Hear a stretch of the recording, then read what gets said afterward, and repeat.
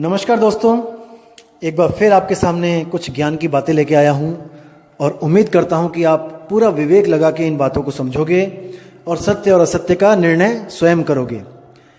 तो दोस्तों, सबसे पहले मैं आपको बताना चाहूँगा कि कुछ लोग आजकल भोली जनता को मूर्ख बनाने में लगे हैं और तरह तरह के शब्द खोज के लाते हैं जो आपने पहले कभी सोचे भी नहीं, कभी सुने भी नहीं, ताकि वो आपका ध्यान आकर्षित कर सकें और खुद को आपसे कुछ ऊंचा दिखा सके लेवल में कि देखो मैं जो बता रहा हूँ वो आज तक किसी ने नहीं सुना, किसी ने नहीं कहा।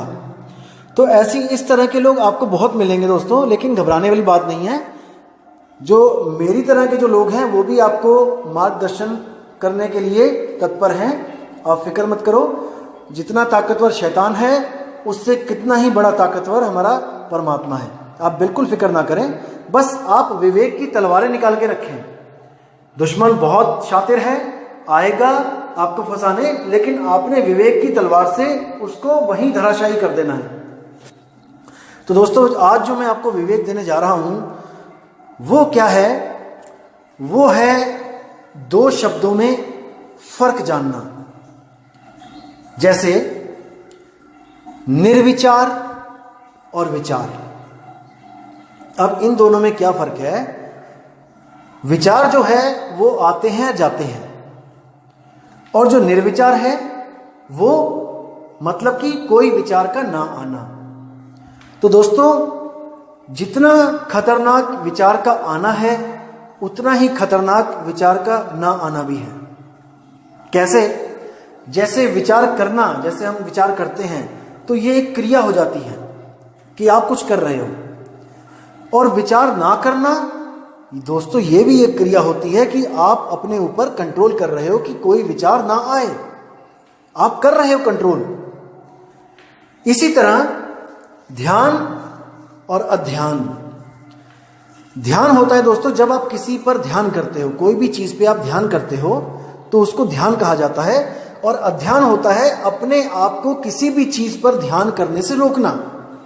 यह भी एक क्रिया है। ये दोनों विपरीत अर्थक हैं। लेकिन अगर आपको कोई इन दो शब्दों से मूर्ख बनाना चाहता है कि ध्यान करना मूर्खता है, अज्ञानता है, आप अध्यान में जाओ, आप अध्यान प्राप्त करो, तो आप कर्मों के बंधन से बच गए।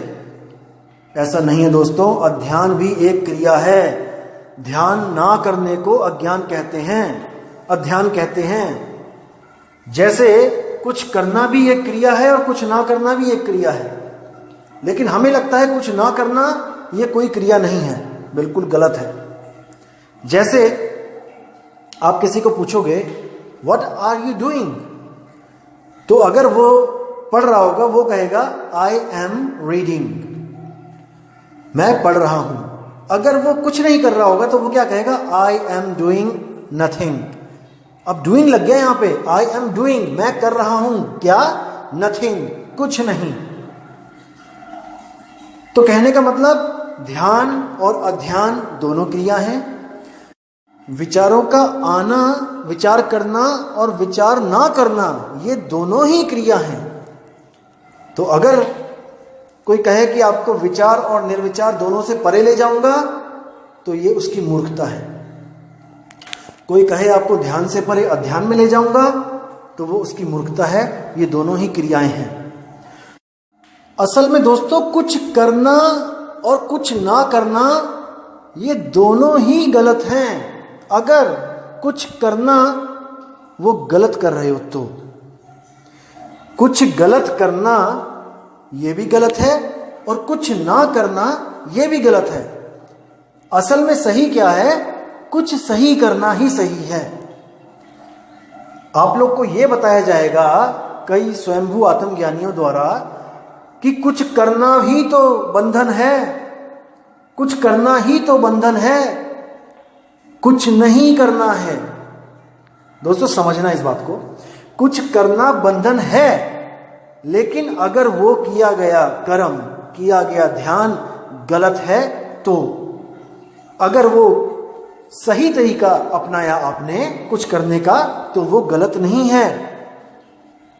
फिर से सुनना है दोस्तों, कुछ करना भी गलत है अगर वो गलत ही किया जाए तो, और कुछ ना करना उससे भी ज्यादा गलत है, क्योंकि कुछ नहीं करोगे तो जहां पे हो वहीं रह जाओगे, आपकी उन्नति कैसे होगी।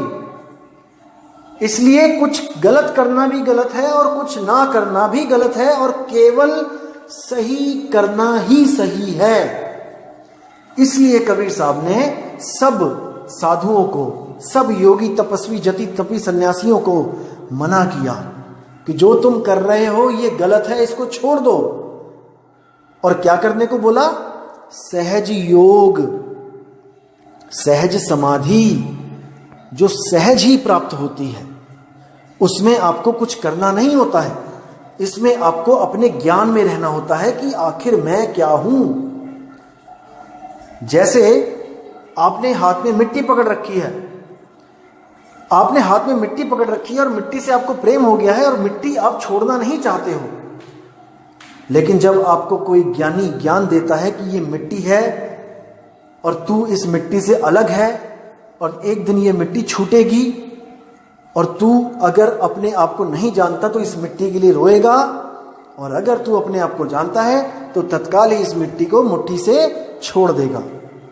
दोस्तों, मिट्टी क्या है? ये शरीर है, और ये कौन पकड़ के बैठा है? ये जीवात्मा पकड़ के बैठी है। इसी मिट्टी के लिए ये रो रही है, सारी उम्र पैसा बचाती है, 100-100 रुपए करके, 500-500 रुपए करके लाखों का अकाउंट बनाती है, बैंक बैलेंस बनाती है, और डॉक्टर एक बार कहता है कि आपको कैंसर है और 20 लाख रुपए लगेंगे, 50 लाख रुपए लगेंगे, ये सारी कमाई एक पल में देने को तैयार हो जाती है इसी मिट्टी के लिए, इस शरीर के लिए। तो दोस्तों, ज्ञान क्या कहता है कबीर साहब का कि तुम शरीर नहीं हो, तुम मन नहीं हो, तुमने अपने आप को शरीर और मन समझ लिया है गलती से। तुम इस गलती को सुधार करो, एक गुरु के पास जाओ जिसके पास 2 अक्षर का भेद हो, वो तुम्हारा एक अक्षर यानी कि तुम्हारे ये 52 अक्षर और इससे पैदा होने वाले ये मन और माया और ये 5 तत्वों का शरीर, इसको वो छुड़वा देगा। कहने का मतलब आपको अलग कर देगा, आपको मन से उसी वक्त अलग कर देगा और आपको आत्मज्ञान पल में करा देगा।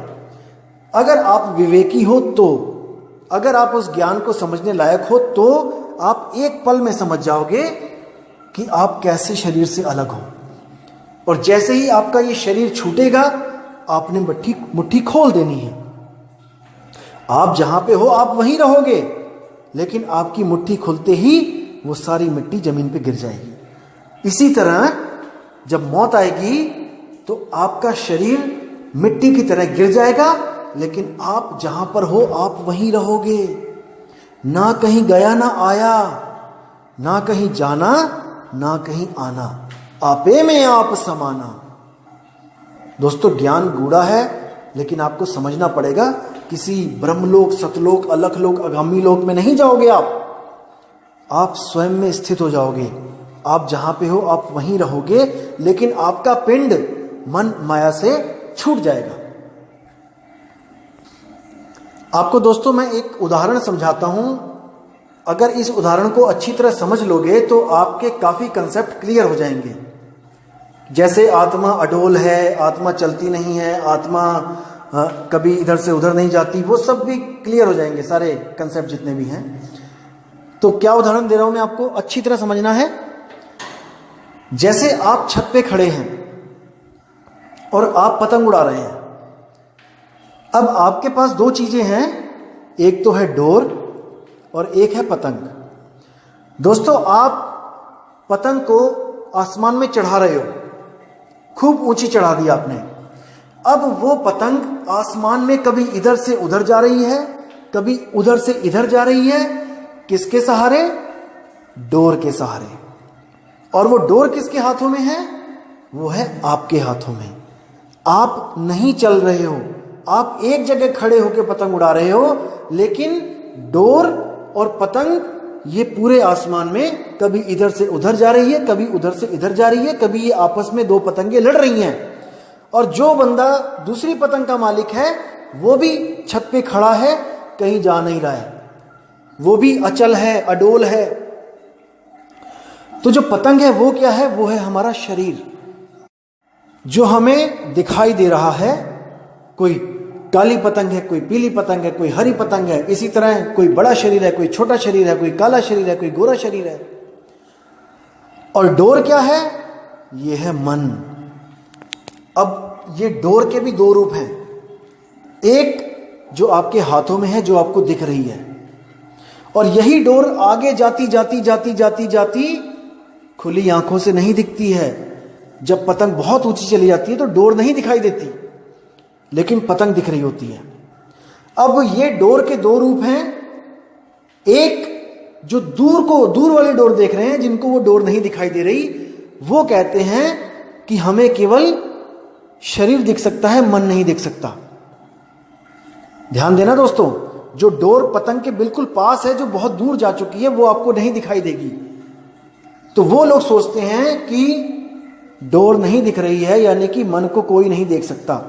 लेकिन जो लोग ध्यान से देखते हैं कि पतंग के साथ धीरे धीरे धीरे पास आते जाते हैं, और वहां पर उनको डोर सच में दिखाई देने लग जाती है, और आती आती वो अपने हाथों में आ जाती है। वो लोग कौन है जो डोर को देख सकते हैं? जो इस मन को देख लेते हैं, ध्यान लगा के, तपस्या करके, कंसंट्रेशन करके। वो ध्यान से देख लेते हैं कि मन का भी कोई स्वरूप है, जो ज्योति स्वरूप है। इसीलिए कबीर साहब ने बोला है, ज्योति स्वरूपी हाकिमा जिन अमल पसारा, अमल मिटाऊं तासु का, पठाऊं भव पारा। कहे कबीर अमर कर राखूं, जो निज होए हमारा। तो मन क्लियर हो गया और तन क्लियर हो गया। अब जो अडोल आत्मा है वो क्या है? वो है आप। आप एक ही जगह पे खड़े हो, आपके द्वारा ही मन भाग रहा है, और आपके द्वारा ही पतंग भाग रही है, तन भाग रहा है। लेकिन आप इतना उलझ गए हो, आपने इतना ज्यादा ध्यान लगा दिया उसमें कि घर में पिताजी आवाजें मार रहे हैं, अरे आजा नीचे, छत से आजा, खाना खा ले, पानी पी ले। लेकिन आपने सारा ध्यान उस डोर और पतंग में लगा रखा है। अपनी हस्ती को तुम भूल गए हो। पतंगों की डोर लड़ा रहे हो, पतंगे में आपस में लड़ रही हैं, किसी की कट जाती है, वो उठा के एक नई पतंग चढ़ा देता है आसमान पे। यानी कि एक शरीर छूटा, साथ ही साथ अगला शरीर तैयार। यही बंधन है दोस्तों। तो क्या करना है? अगर पतंग कट जाती है तब भी पीछा नहीं छूटता, क्योंकि डोर है आपके पास। डोर होगी तो बच्चे फिर जिद करेंगे कि नहीं, नई पतंग लेके आनी है। या फिर 10-15 पतंग अगर छत पे रखी हो उन्होंने, तो वो एक कटने के साथ साथ ही दूसरी चढ़ा देते हैं।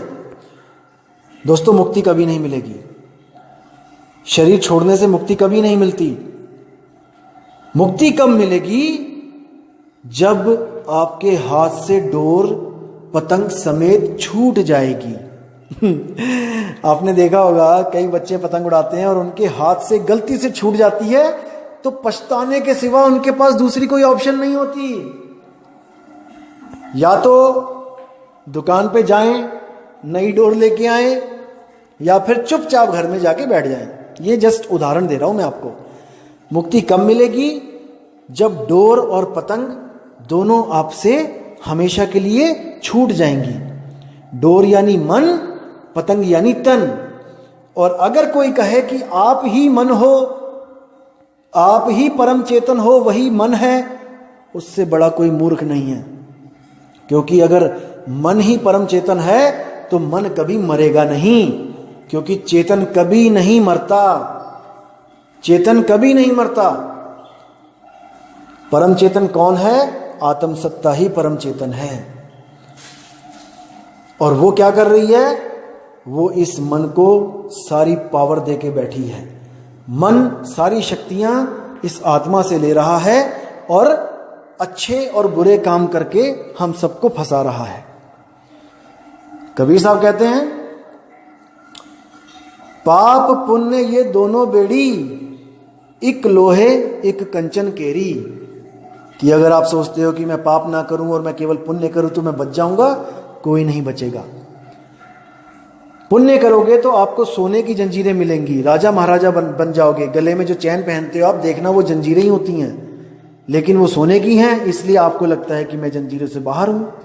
वही जब लोहे की बन जाती हैं पाप कर्म करके, तो आपको लगता है कि मुझे जेल में डाल दिया गया है और मुझे लोहे की जंजीरें डाल दी गई हैं। तो दोनों ही गलत हैं। मैं ये नहीं कह रहा कि आप पुण्य करना ही छोड़ दो।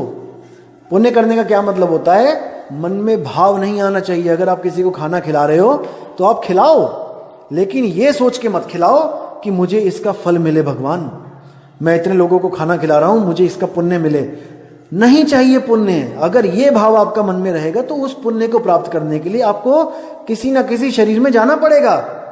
चाहे बैकुंठ जाओ, चाहे यहां वापस आओ, आपको वो पुण्य प्राप्त होगा। तो आपने क्या करना है?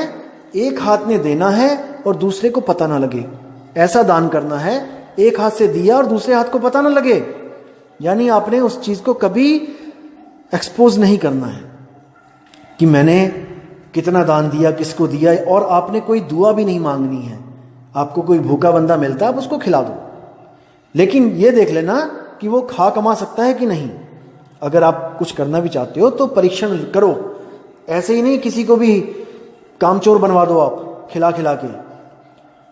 तो दोस्तों, बात जरा सी वरना 84, छोटी सी बात है, इसको समझ लोगे तो बहुत अच्छा आपका जीवन भी हो जाएगा और आपको जो परम लक्ष्य है हमारा मुक्ति का, वो भी मिल जाएगी। वरना 84 तो है ही है, क्योंकि इतने अच्छे कर्म कोई नहीं कर रहा है इस आज के समय में कि उसको कोई मनुष्य शरीर दोबारा मिले। मनुष्य शरीर मिलने का एक ही रास्ता होता है, जब आप सच्चे गुरु की शरण में आ जाते हो। तो भक्ति बीज पलटे नहीं, जुग जाए अनंत, धनी निर्धन हो सके पर रहे संत का संत। कभी गरीबी और कभी अमीरी तो आपको दिख सकती है कर्मों के अनुसार, लेकिन आप रहोगे संत के संत, यानी कि आप भक्ति मार्ग से गिर नहीं सकते। ये गारंटेड है दोस्तों, क्योंकि भक्ति मार्ग बहुत ऊंचा मार्ग है। ये आपके विवेक को जगा देता है और आप इतने आपके उच्च विचार हो जाते हैं कि आप गलत जून में प्रवेश कर ही नहीं सकते। जैसे आपने देखा होगा, जो डॉक्टर है, जो इंजीनियर है, वो उस ढाबे पे बैठ के खाना नहीं खाता सड़क के किनारे जिस पे रिक्शे वाले बैठ के खाना खा रहे हैं, या फिर और कोई भिखारी या गरीब बंदे बैठ के खाना खा रहे हैं। एक डॉक्टर, एक इंजीनियर वहां नहीं बैठ सकता। ईगो नहीं, उसके संस्कार ऐसे हो गए हैं कि वो उस जगह को एक्सेप्ट कर ही नहीं सकते।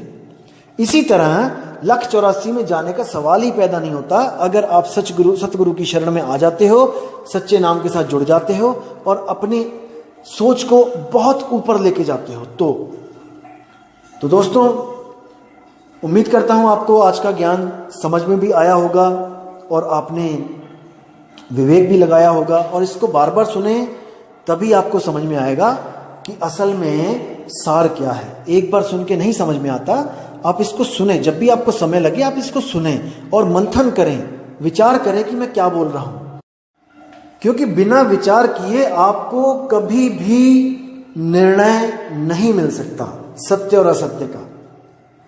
दोस्तों, विचार करने की जो शक्ति है केवल इंसान जन्म में मिली है, और ये केवल एक जन्म मिला है। अगर इसमें विचार नहीं किया तो क्या कुत्ते बिल्ली हाथी घोड़ा बन के विचार करोगे? क्या विचार करोगे उस वक्त? अभी दिमाग के घोड़े दौड़ाओ, जितने दौड़ा सकते हो, जितना खोज सकते हो अभी खोजो। ये आखिरी चांस है, इसके बाद मौका नहीं मिलेगा दोस्तों। तो अब मैं आपसे विदा चाहूंगा और प्रार्थना करूंगा मालिक से कि आप सबकी जिंदगी खुशहाल रहे और आपको आध्यात्मिक प्रगति हो। आप हमेशा उच्च विचारों के बने रहें और विवेक के द्वारा सत्य असत्य का निर्णय करते रहें। साहिब बंदगी, सतनाम। जय गुरु बंदी छोड़ कबीर साहब, जय गुरु बंदी छोड़ मदन साहिब, जय गुरु बंदी छोड़ वैराग साहिब जी की सदा ही जय हो। साहिब बंदगी।